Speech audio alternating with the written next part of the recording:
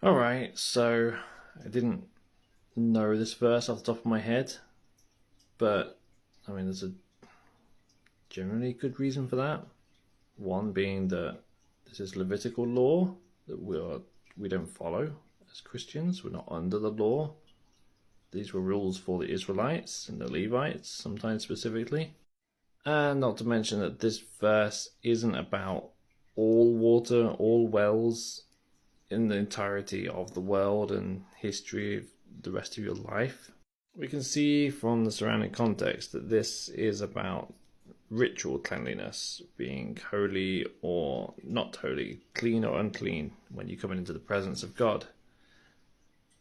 But if we look at the other verses, apart from up here, or fingers on the screen, up here, talking about water becoming unclean and undrinkable if things touch it.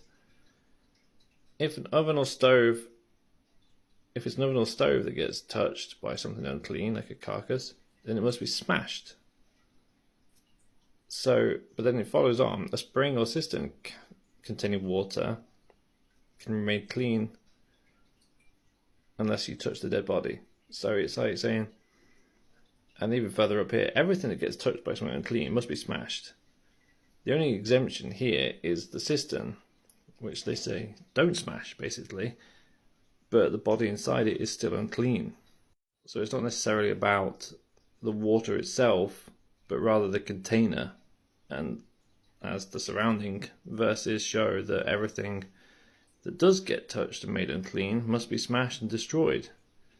For whatever reason, the cistern doesn't have that rule. So whereas it does, on the face of it, maybe seem similar to that hadith about the water in the well with dead dogs and whatever, this does say that any edible food coming in contact with unclean will be unclean. Any drinkable water and container will become unclean. Whereas the hadith, Muhammad is like, all water is pure and nothing can make it impure, which is a very sort of broad statement and doesn't seem very specific, but speaks more to, by the sounds of it, all water in general can be never made impure. I know you mentioned about the other thing, about the smell, the taste, the colour, but even so, this particular hadith does sound too general and broad, as if it's all water.